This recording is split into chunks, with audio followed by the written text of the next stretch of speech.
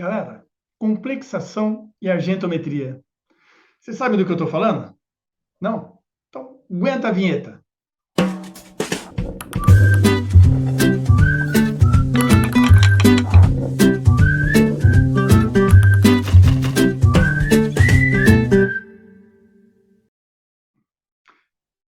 Amigos e amigas, sejam muito bem-vindos ao nosso bate-papo sobre saneamento. Dr. Fábio, direto do canal da EcoClass, para conversar com você hoje sobre uma ferramenta indispensável para uma estação de tratamento de água ou de esgoto. Eu me refiro à química analítica. Toda a nossa profissão, todo o nosso fazer numa estação de tratamento de água e de esgoto passa obrigatoriamente numa bancada de um laboratório de análise química. É lá que os parâmetros que caracterizam o nosso processo serão identificados. Mediante o laudo que vem de lá, poderemos tomar decisões, entender como a nossa planta está funcionando, se está tudo ok, se precisa ser feita alguma alteração, enfim.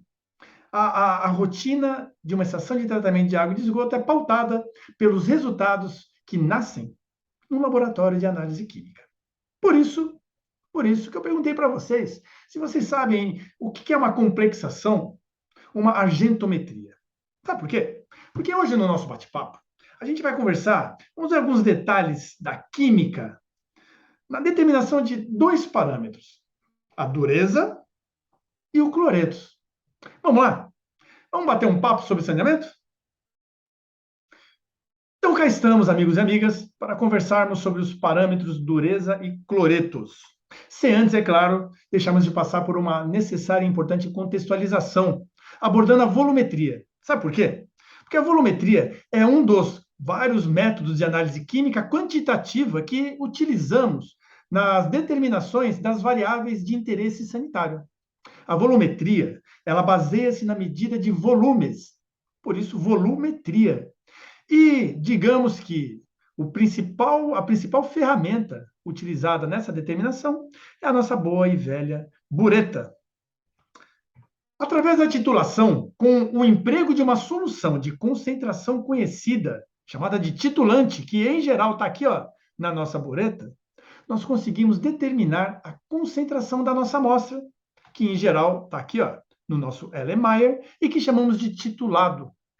Detalhe importante é que a técnica da titulação ela é uma arte a ser construída. Não é da noite para o dia, não. Conseguir a coordenação motora de homogeneizar com uma mão o Erlenmeyer e com a outra mão controlar a vazão da boreta é algo que leva um tempinho para você conseguir. Se você ainda não está nesse nível, não se preocupa. Coloca uma barrinha magnética, um agitador magnético, ó, vida que segue. O que importa é que você consiga fazer perfeitamente a sua titulação.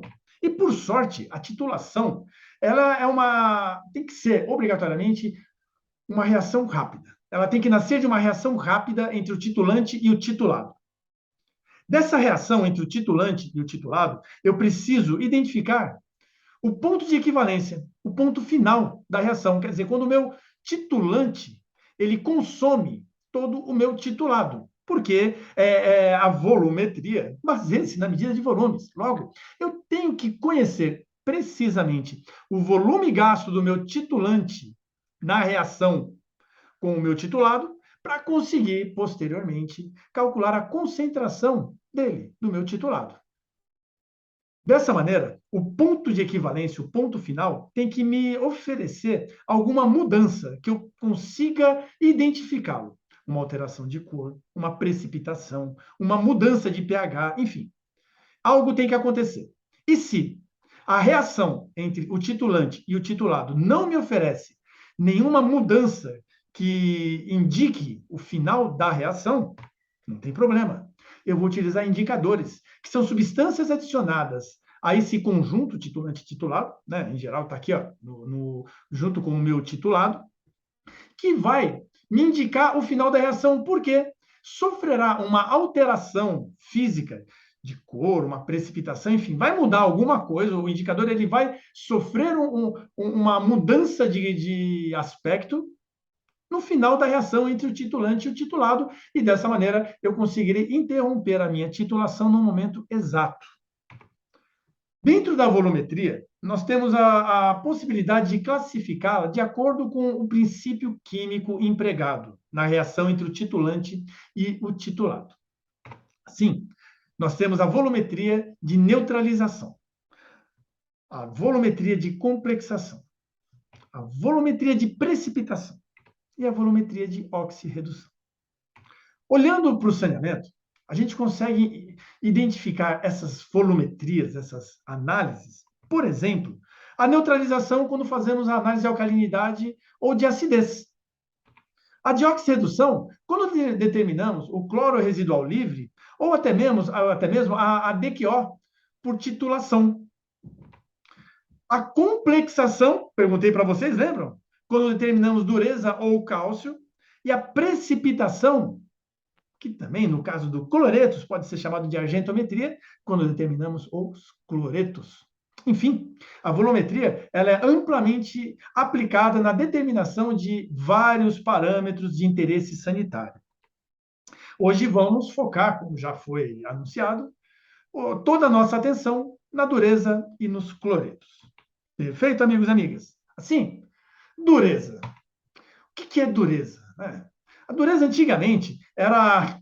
Olha que coisa, hein? Ela era conceituada como a capacidade que a água tinha de precipitar sabão. Galera, vocês já experimentaram escrever na lousa com giz? Pega um giz, mexe bastante nele, depois vai lavar a mão. Você não vai conseguir formar espuma. Por quê?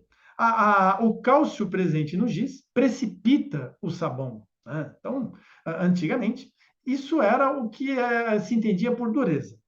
É claro que hoje compreendemos, principalmente no saneamento, né, que dureza é a quantidade de cátions bivalentes que eu tenho na minha solução.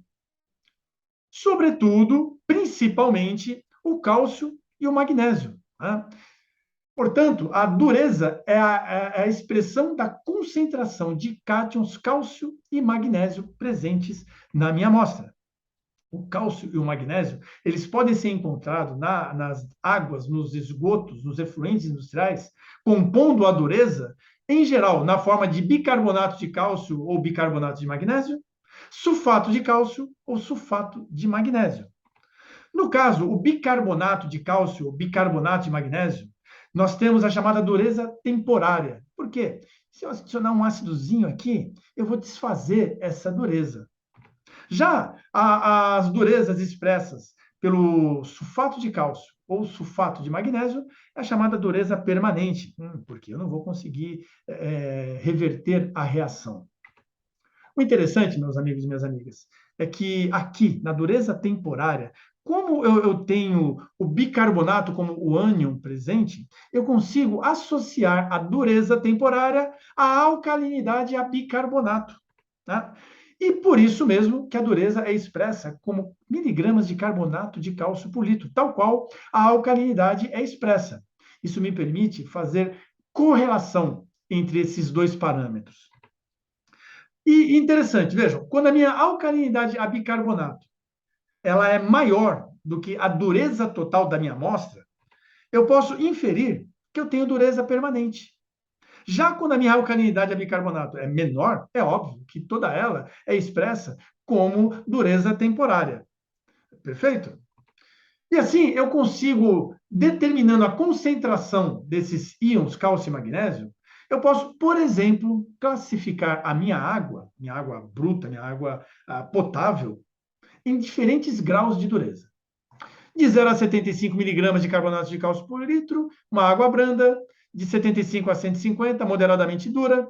De 150 a 300, estamos aqui num limitezinho que já a gente vai ver que é interessante. Uma água dura.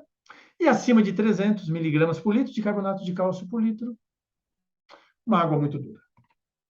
Qual que é a relevância desse parâmetro? Por que é importante para nós no saneamento termos um laudo analítico com a concentração da presença de íons cálcio e magnésio, a quantificação da dureza? Primeiro, para fins de potabilidade. Porque a portaria 888 preconiza a dureza como um padrão organolético e fixa o valor máximo permitido como 300 miligramas de carbonato de cálcio por litro para água potável. Por quê? Bom, primeiro, porque ela é um padrão organoléptico. acima de 300 miligramas por litro de dureza, teremos uma influência direta no paladar, no gosto dessa água. Vai mudar o gosto da água. Então, isso não vai ser muito bem aceito pela população, por nós consumidores. Mas, principalmente, pensando na rede de distribuição. Por quê? Dureza muito alta pode causar incrustações nas nossas tubulações. Lembra que nós temos como dureza os bicarbonatos, que eventualmente eu posso transformar em carbonato de cálcio ou de magnésio? Pois é, esses carbonatos, bicarbonatos de cálcio ou magnésio, precipitados na rede, vão causar essa incrustação. Isso é um perigo, porque, com muita certeza, pode provocar rompimentos da tubulação. E isso não vai ser nada bom. Se for uma rede de distribuição de água, eu vou ter perda de água. Se for, por exemplo, num trocador de calor, num chiller, numa torre de resfriamento, isso pode causar simplesmente uma explosão. Daí, só para a gente ver aqui rapidinho, a importância de que temos de avaliar o grau de corrosividade ou de incrustação da nossa água. Só vou dar uma salpicada aqui sobre o índice de Langelier. O índice de Langelier é obtido pela diferença entre o pH e um pH de saturação. O que é esse pHs? O pH de saturação é obtido por essa formuleta aqui. 9,3 mais A mais B menos C mais D. Aonde o A leva em conta a concentração de sólidos dissolvidos na amostra. O B leva em conta a temperatura da amostra. O C leva em conta a concentração de cálcio expresso como carbonato de cálcio. O D leva em conta a alcalinidade, porque está pegando o ânion bicarbonato. Ou seja, o pH de saturação, ele envolve elementos, temperatura, salinidade, cálcio, bicarbonato ou carbonato, que tem uma influência direta na corrosividade ou na incrustação que essa água possa vir a ter. Assim, meus amigos e minhas amigas, se analiticamente eu determino tudo isso daqui, sólidos dissolvidos totais, a temperatura, a concentração de cálcio, a minha alcalinidade, substituo na formuleta, substituo no pHs, identifico o meu índice Langelier, eu conseguirei avaliar se a minha água é incrustante ou é corrosiva. Porque está aqui, muito bonitinho, muito facinho, para eu fazer essa identificação. Vejam, é um índice fácil de ser obtido, fácil de ser calculado e que oferece uma informação muito importante. Mas, voltemos à dureza. Então, já vimos que ela é um parâmetro importante. Né? Vamos ver como que se faz, numa bancada de laboratório, a sua determinação analítica. A dureza é determinada pela volumetria de complexação. O seu titulante é o EDTA. O EDTA é um agente quelante, é um agente complexante. O que é o EDTA? O EDTA, dando um spoilerzinho, é o etileno diamino tetracético saldissódico.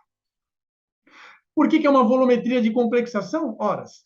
Porque a reação entre o titulante EDTA e o titulado cálcio-magnésio é uma reação de complexação. É uma reação que envolve uma ligação entre um quelante, entre um agente complexante e um íon metálico.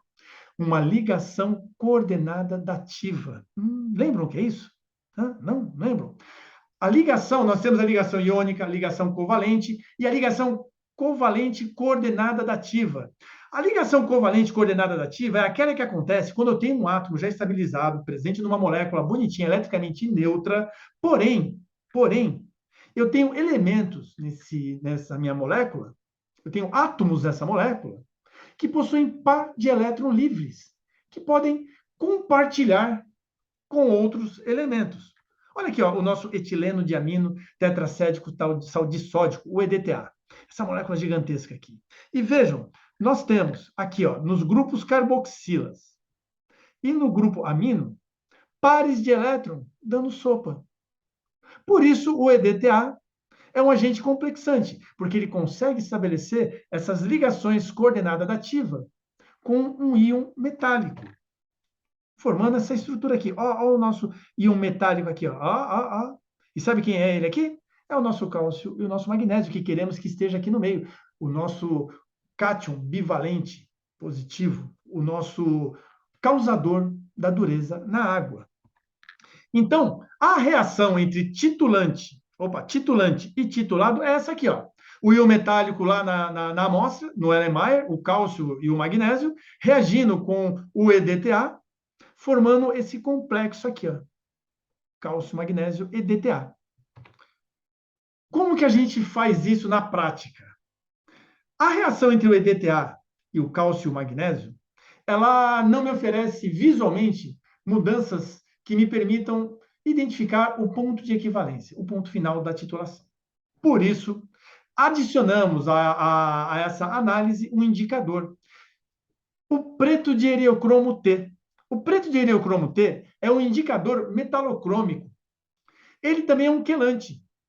Só que ele muda de cor quando ele se liga a um íon metálico. Logo, ele vai ser importante para nos mostrar o término da reação entre o EDTA e o cálcio e magnésio presente na nossa amostra. Bom, dessa forma, a gente monta aqui o nosso conjuntinho boreta com o EDTA 0,02 normal e a nossa amostra aqui no Erlenmeyer de um volume conhecido. Vejam, é fundamental conhecermos esse volume. Não esqueçam, não percam de vista, estamos falando de volumetria, determinação de concentrações baseada na medida de volumes. Logo, eu tenho que conhecer precisamente os volumes aqui empregados. Não dá para pegar, para medir o volume com Becker. Posso medir com proveta? Até posso, mas o ideal é com pipeta, uma pipeta volumétrica, né, para ter precisão. E assim, eu vou adicionar aqui na minha amostra uma solução tampão para manter o pH em torno de 10, que é o pH ótimo de reação entre o EDTA e o cálcio e o magnésio. E que também favorece a reação do preto de eriocromo, porque vai ser importante a reação dele como indicador. Adiciono uma pontinha de nada de espátula do indicador, do preto de eriocromo T. O preto de eriocromo T é um indicador sólido. Tá? Eu coloco uma pontinha de nada de espátula. E aí, a mágica vai acontecer. Quando eu coloco a ponta de espátula do indicador no meu Erlenmeyer, já tamponado com pH 10, nesse momento, eu já terei essa reação aqui, ó, do cálcio e magnésio reagindo com o indicador, formando esse complexo aqui, ó, cálcio, magnésio mais indicador.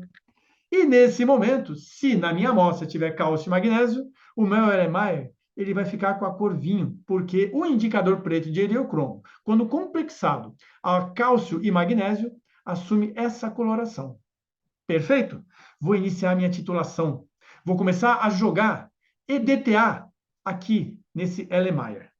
Quando isso começa a acontecer, vejam, quando eu falei para colocar uma ponta de espátula do indicador, eu já dei a deixa. Não é uma relação estequiométrica entre o indicador e o cálcio e magnésio. É só para indicar. Quer dizer, a pontinha de espátula que eu coloquei fez com que o preto de eriocromo ligasse, complexasse alguns cálcios e alguns magnésios, para formar a corzinha aqui. Mas ainda tem o cálcio e magnésio livre em solução. Quando começa a titulação, o EDTA, o meu titulante, vai complexar os cálcios e os magnésios, esses cátions bivalentes positivos, que estão dando sopa, livres aqui na solução, formando o complexo cálcio-magnésio-EDTA. Mas, meus caros e minhas caras, vai chegar uma hora que o cálcio e magnésio livre em solução vai acabar. E aí, o EDTA vai furar os olhos do preto de eriocromo T. O EDTA, ele é um agente complexante mais forte do que o preto de eriocromo. Então, simplesmente, ele vai arrancar o cálcio e o magnésio que estão complexados aqui com o preto de eriocromo T e vão complexar-se com ele.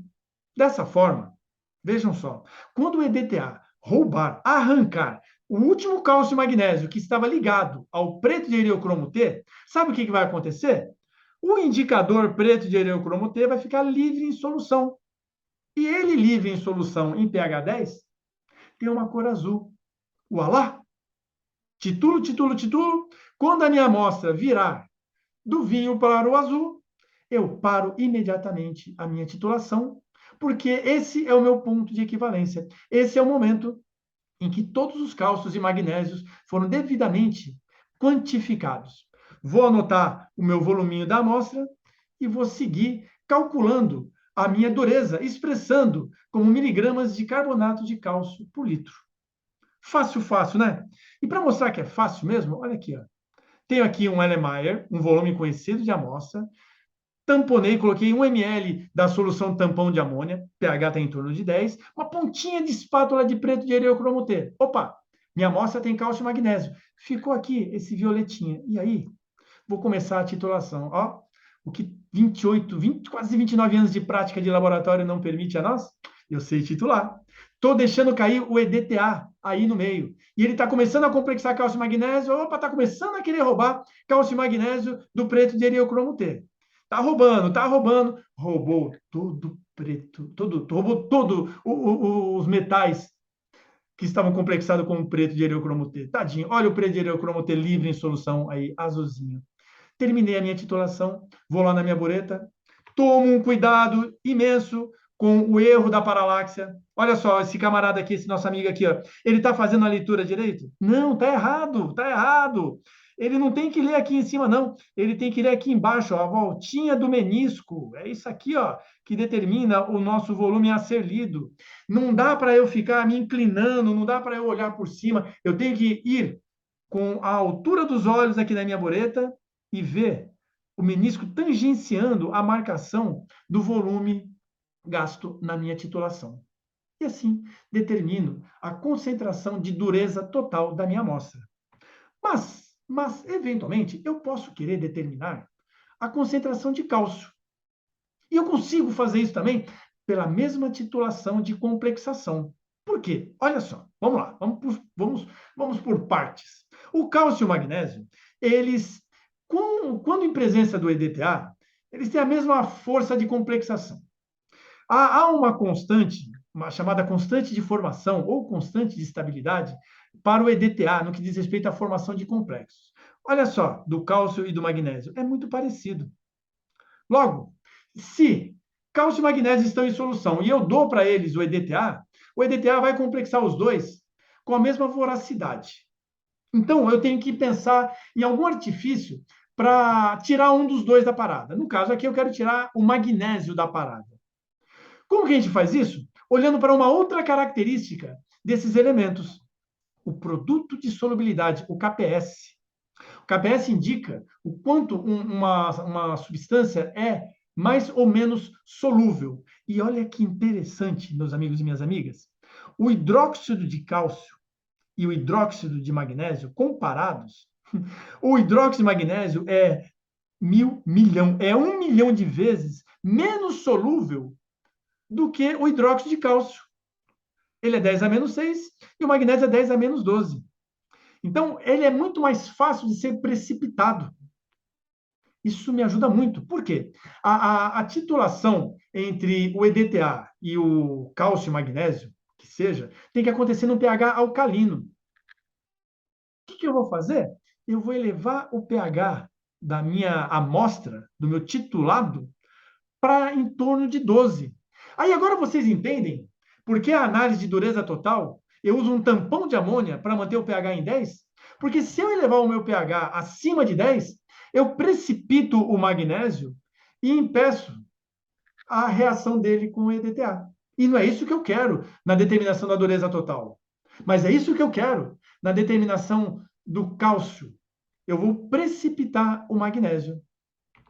Assim, meus amigos e minhas amigas, o mesmo princípio, a mesma ideia. Eu só vou mudar o indicador. Aqui vai ser o Murexida, porque ele tem uma relação melhor com o cálcio. O indicador, o Murexida é o nosso indicador metalocrômico aqui. Ele pode ser utilizado, inclusive, para outros elementos, como o cobre, o níquel e o cobalto.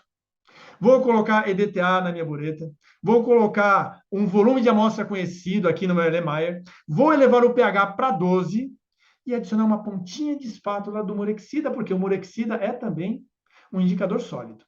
Vou iniciar a minha titulação. Quando eu começo a colocar... Aqui, quando eu ponho a minha ponta de espátula, o indicador Murexida complexa o cálcio, porque o magnésio está precipitado já, quando ele eleva o pH para 12. O Murexida vai complexar o cálcio, formando essa coloração rósea aqui. Ó. Vou começar a titulação.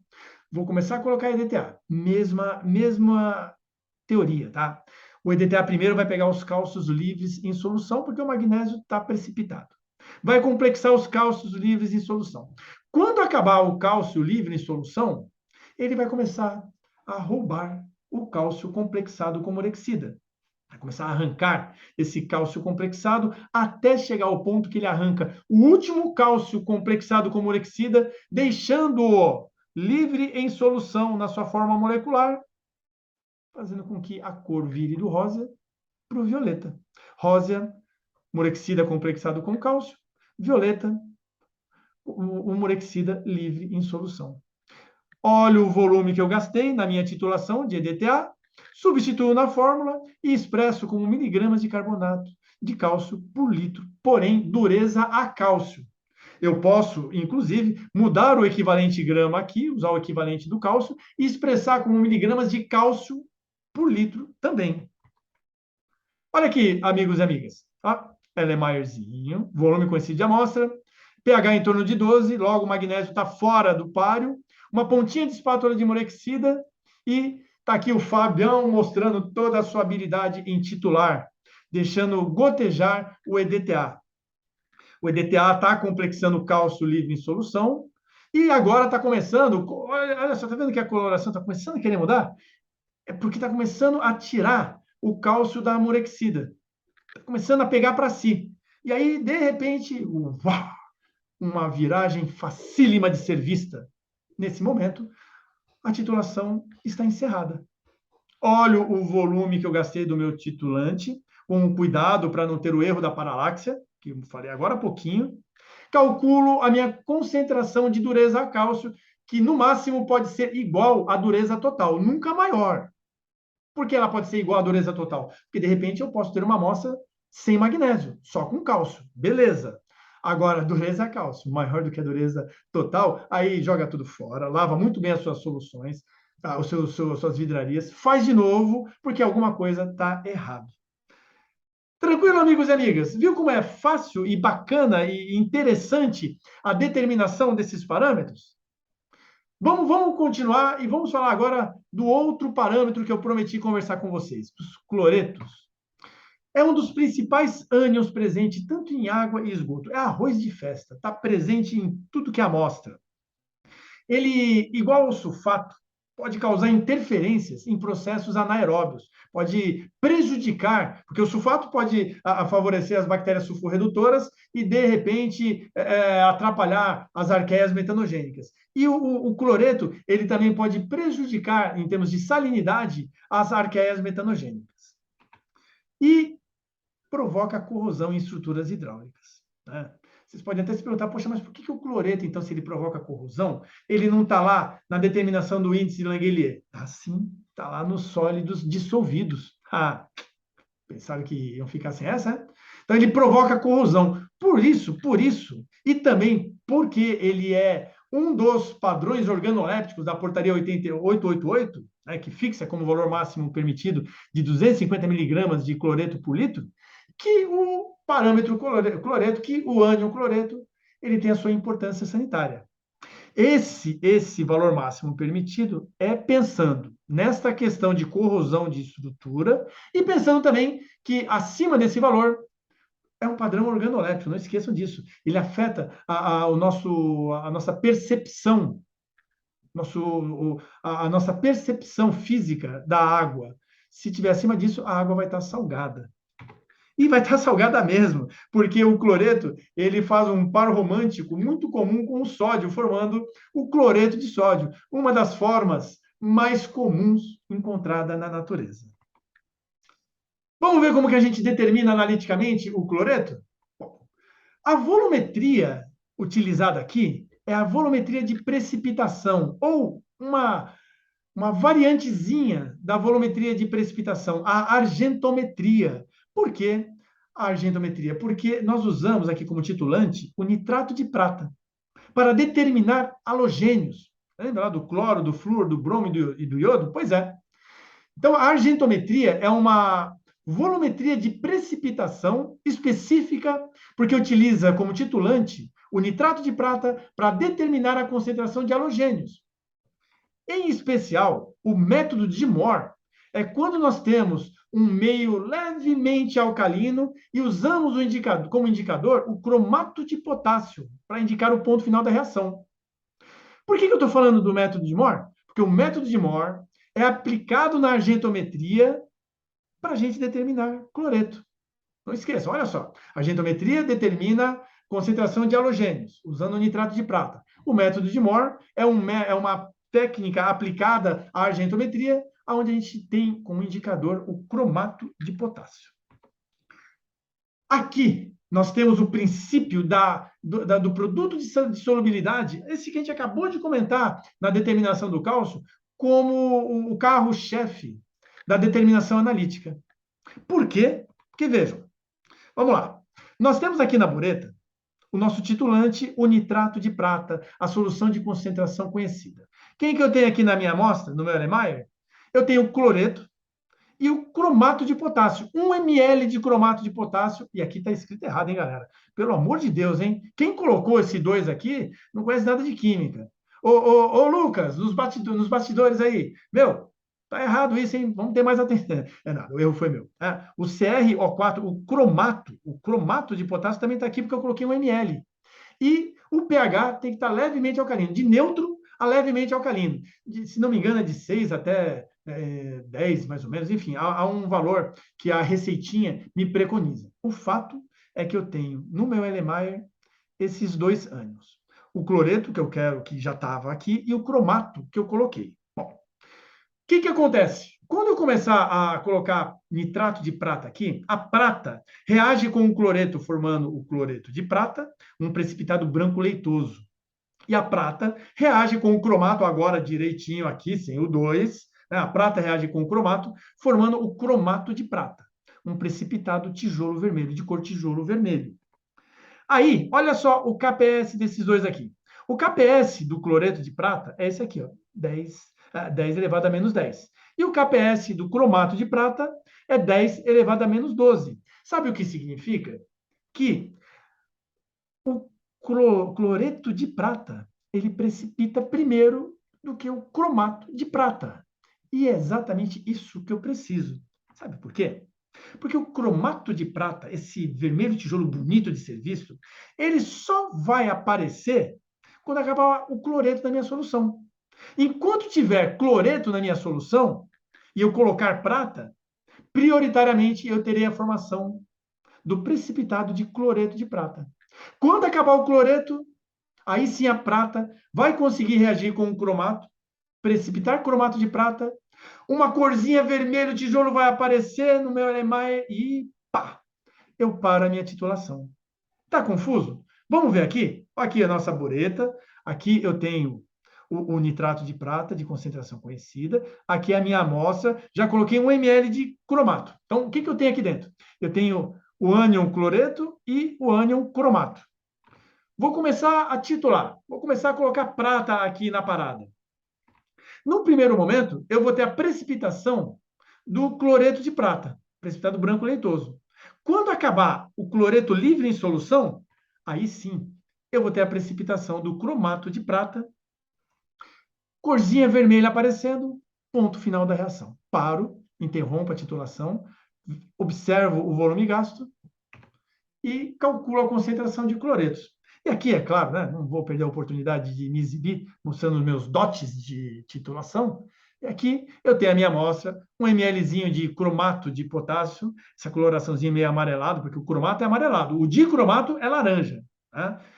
Vocês viram que quando cai o nitrato de prata, quando cai a prata fica vermelhinho?